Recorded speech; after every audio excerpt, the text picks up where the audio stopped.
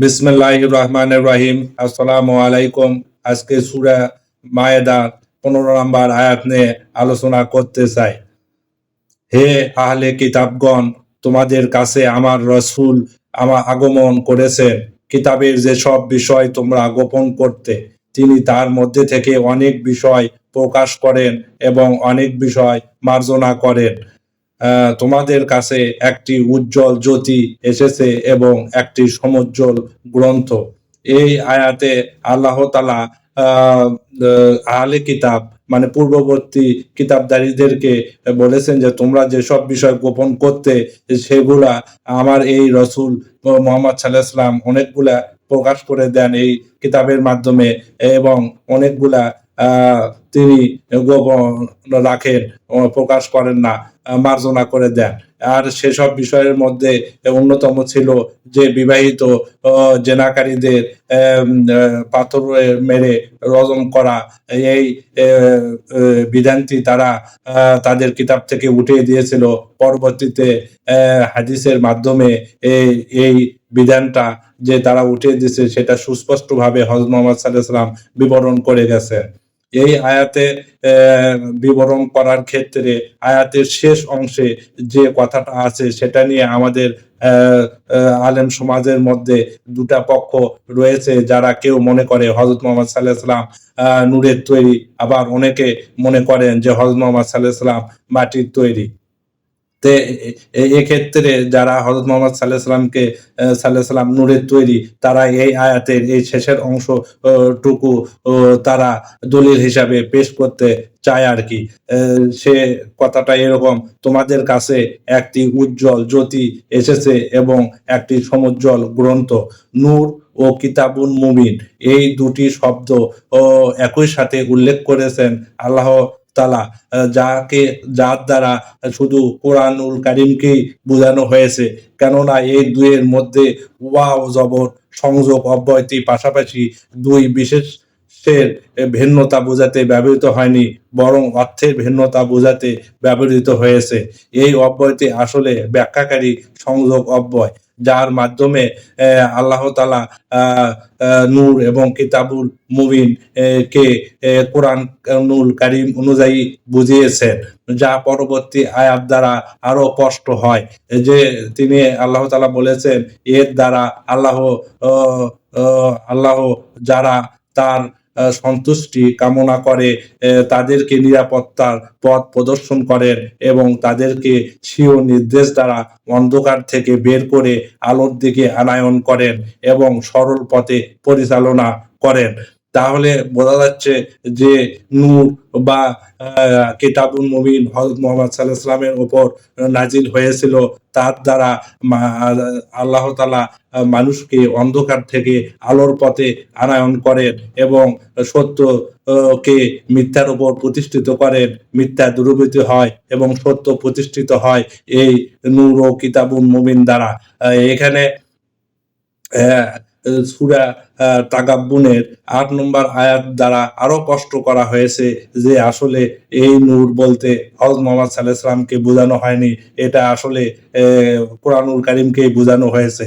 অতএব এই ৮ নম্বর আয়াত তাগাব্বুনের হইল, অতএব তোমরা আল্লাহ, তার রাসূল এবং অবতীর্ণ নূরের প্রতি বিশ্বাস স্থাপন করো। তোমরা যা করো সে বিষয়ে আল্লাহ সম্যক অবগত। এখানে এই আল্লাহর প্রতি এবং তার রাসূলের প্রতি অবতীর্ণ যে কোরআন বা নূর বা আলো পৃথিবীতে এসেছে, তার প্রতি বিশ্বাস স্থাপন করতে আমাদেরকে বলা হয়েছে। তোমরা যা করো সে বিষয়ে আল্লাহ সম্যক অবগত। তাই এই বিষয়টা আল্লাহ অবশ্যই অবগত আছেন যে এই নূর বলতে আল্লাহ তাআলা কোরআনুল কারীমকেই বোঝাতে চেয়েছেন। আসলে আমি এরকম রূপক আয়াত, এটা একটা রূপক আয়াত, মায়েদার 15 নম্বরের শেষ অংশ, যেটা রূপক অর্থে ব্যবহৃত হয়েছে। রূপক আয়াত আলোচনা করা উচিত নয়। আমার একজন শুভাকাঙ্ক্ষী বলেছেন দেখে আজকে এই আয়াতটা আলোচনা করতেছি। রূপক আয়াতের ক্ষেত্রে আল্লাহ তাআলা এক জায়গায় কোরআনে বলেছেন যে এই কোরআনে আমি সুস্পষ্ট আয়াত নাজিল করেছি এবং কিছু আয়াত আছে রূপক অর্থে, যে কিন্তু যেগুলা সুস্পষ্ট সেগুলাই কিতাবের মূল অংশ। আর এই রূপক আহ, আয়াত দ্বারা আমি যাদেরকে ইচ্ছা তাদেরকে সৎ পথ প্রদর্শন করি এবং যাদেরকে ইচ্ছা তাদেরকে আমি এর দ্বারা আহ, পথভ্রষ্ট করি। তাই এই আয়াতগুলা সচেতনভাবে আমাদেরকে বুঝতে হবে এবং এ নিয়ে বিতর্ক বেশি করলে আমরা গুমরাহ পতিত হতে পারি। তাই আল্লাহর কাছে সাহায্য প্রার্থনা করতেছি, আল্লাহ যেন এই আয়াতের মাধ্যমে আমাদেরকে সঠিক পথ দেখান। তাহলে সূরা তাগাবুনে তো এখানেও নূরের কথা বলা হয়েছে, যা রাসূল সাল্লাল্লাহু আলাইহি ওয়াসাল্লামকে উল্লেখ করে বলা হয়নি। এটা বলা হয়েছে কোরআনুল কারীমকে, যাকে অনুসরণ করতে বলা হয়েছে। তারপরে রাসূল সাল্লাল্লাহু আলাইহি ওয়াসাল্লাম নূর হলেও মানবও হতে পারেন। তিনি নূর এবং মানব উভয়ই, এই অর্থে যে তিনি আল্লাহর নূর দ্বারা সৃষ্টি নয়, আসলে তার মধ্যে যে শিক্ষা বা কোরআনের জ্ঞান ছিল সেটাই আসলে নূর, এবং সেই নূরের মাধ্যমে তিনি মানুষকে অন্ধকার থেকে আলোর পথে আনায়ন করতেন এবং মিথ্যা থেকে সত্যের দিকে আহ্বান করতেন এবং অন্ধকার পথ থেকে আল্লাহর পথে মানুষকে দাওয়াত দিতেন এই আলোর মাধ্যমে। যেমন আমরা বলে থাকি শিক্ষার আলো ঘরে ঘরে জালো, সেরকম আল্লাহ রাসূলের কাছে এই কিতাবের নূর বা আলো ছিল, যার মাধ্যমে তিনি মানুষকে আল্লাহর পথে আহ্বান করতেন। সূরা হাদীদ আয়াত 19-এ এভাবে বলা হয়েছে, আর যারা আল্লাহ ও তার রাসূলের প্রতি বিশ্বাস স্থাপন করে তারাই তাদের পালনকর্তার কাছে সিদ্দিক ও শহীদ বলে বিবেচিত। তাদের জন্য রয়েছে পুরস্কার ও জ্যোতি। এবং যারা যারা কাফের ও আমার নিদর্শন অস্বীকারী তারাই জাহান্নামের অধিবাসী। এখানে আল্লাহ তাআলা যারা আল্লাহ ও তার রাসূলের প্রতি বিশ্বাস স্থাপন করবেন তারাই সিদ্দিক ও শহীদ বলে বিবেচিত হবে এবং তাদের জন্য পুরস্কার স্বরূপ জ্যোতি দেওয়ার কথা বলেছেন, যার মাধ্যমে আমরা পথ প্রদর্শন হব। তাহলে এই জ্যোতি কি আমরা কি তাহলে নূরের তৈরি হয়ে গেলাম? আবার সূরা হাদীদের 28 নম্বর আয়াতে বলা হয়েছে, মুমিনগণ তোমরা আল্লাহকে ভয় করো এবং তার রাসূলের প্রতি বিশ্বাস স্থাপন করো, তিনি নিজ অনুগ্রহে দ্বিগুণ অংশ তোমাদেরকে দিবেন জ্যোতি, যার সাহায্যে তোমরা চলবে এবং তোমাদের ক্ষমা করবেন, আল্লাহ ক্ষমাশীল দয়াময়। এখানেও আল্লাহ তাআলা সূরা হাদীদের 19 নম্বরেও যেরকম বলেছেন 28 নম্বরেও সেরকমই বলেছেন যে তোমাদেরকে দিবেন জ্যোতি, যার মাধ্যমে তোমরা পথ চলবে। তাহলে আমাদেরকে জ্যোতি দিবেন মানে আমরা নূরের তৈরি হয়ে গেলাম এরকম না।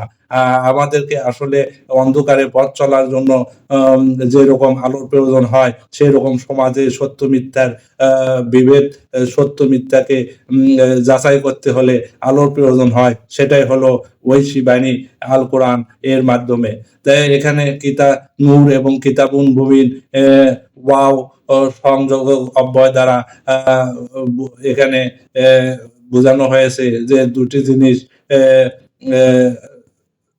ভিন্নতা ব্যবহৃত হয়নি, বরং অর্থের ভিন্নতায় ব্যবহৃত হয়েছে। অর্থাৎ নূর বলতে এখানে হযরত মুহাম্মদ সাল্লাল্লাহু আলাইহি সাল্লামকে উদ্দেশ্য করা হয়নি এবং কিতাবুল মুবিন বলতে কোরআনুল কারীমকে আলাদাভাবে নির্দেশ করা হয়নি। এখানে আসলে নূর ও কিতাবুল মুবিন উভয়ই বলতে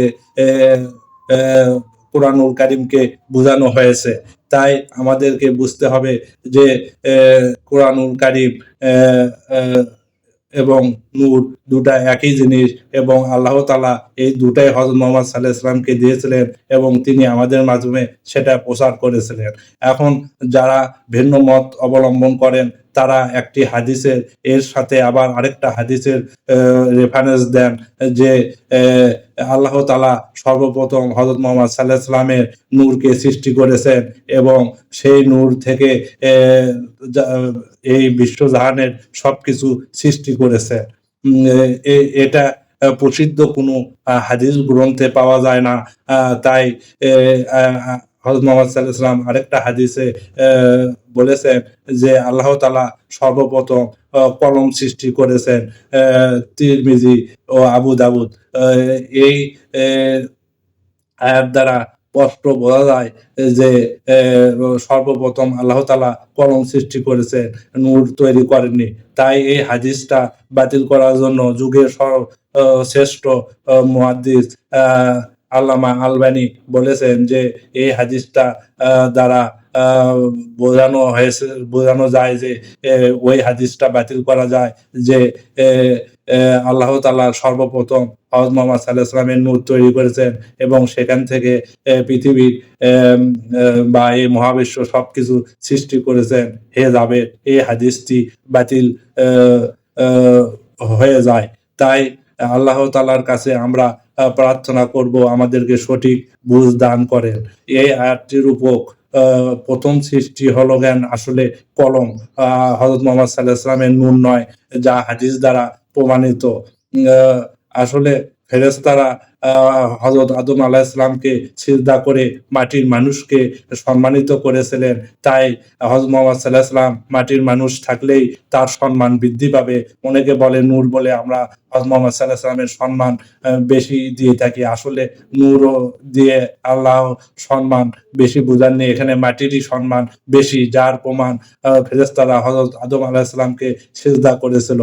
মানুষ মাটির তৈরি, এটা বিভিন্ন জায়গায় আল্লাহ তাআলা বলেছেন যে তোমাদেরকে আমি মাটি থেকে সৃষ্টি করেছি, তারপরে বীর্য থেকে, তারপরে রক্তপিণ্ড, জমাট রক্তপিণ্ড, তারপরে অস্থি দ্বারা তাকে আবৃত করি, তারপরে মাংসপিণ্ড বের করি, তারপরে শিশুরূপে তোমাদেরকে বের করি।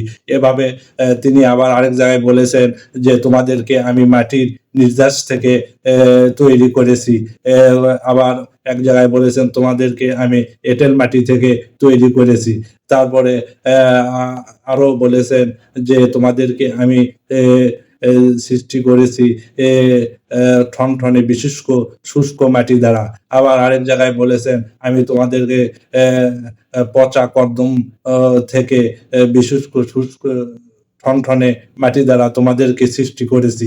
তো হযরত মুহাম্মদ সাল্লাল্লাহু আলাইহি ওয়াসাল্লাম মাটির তৈরি, এগুলা আয়াত দ্বারাই প্রমাণিত হয় তিনি নূরের তৈরি নয়। আবার আদম আলাইহিস সালাম কে আল্লাহ তাআলা সর্বপ্রথম মাটি থেকে তৈরি করেছেন, তারপরে তার থেকে তার বিবি হাওয়া রাদিয়াল্লাহুকে তৈরি করেছেন এবং সেখান থেকে তারপরে বীর্যের মাধ্যমে মানব জাতির বিস্তার ঘটিয়েছেন। তাহলে হযরত মুহাম্মদ সাল্লাল্লাহু আলাইহি ওয়াসাল্লাম যদি নূরেরই হয়ে থাকতো তাহলে তিনি মায়ের গর্ভে কিভাবে বড় হলেন? বাবার এবং মায়ের সঙ্গমের মাধ্যমে তিনি তার গর্ভ ধারণ করে বাচ্চা প্রসব করে সেভাবেই তিনি বড় হয়েছে। যদি তিনি নূরেরই হতেন তাহলে তার বাপ মায়েরও অবশ্যই নূরের হতে হতো, বা অন্য কিছু ভাবে, যেরকম হযরত ঈসা আলাইহিস সালাম পিতা ছাড়া এই পৃথিবীতে এসেছিলেন, তার জন্য আল্লাহ তাআলা কোরআনে বিস্তারিত আলোচনা করেছেন। আর যদি হযরত মুহাম্মদ সাল্লাল্লাহু আলাইহি ওয়াসাল্লাম মাটির তৈরি মানুষ না হয়ে যদি নূরের তৈরি হতেন তাহলে অবশ্যই কোরআনে কোনো স্পষ্ট আয়াত থাকতো যে এই রাসূল নূরের তৈরি। তাই এগুলা যেহেতু নেই, তাই আমাদের বিশ্বাস করার অবকাশ নাই যে হযরত মুহাম্মদ সাল্লাল্লাহু আলাইহি ওয়াসাল্লাম নূরের তৈরি, তিনি আসলে মাটিরই তৈরি, আমাদের মতোই মানুষ। কিন্তু পার্থক্য এটুকুই যে তার প্রতি ওহী নাজিল হয়, এটা আল্লাহ তাআলা কোরআনে বলেছেন। তাই আমাদের সবাইকে আল্লাহ তাআলা বোঝার তৌফিক দান করুন। আজকে এ পর্যন্তই। আল্লাহ হাফেজ।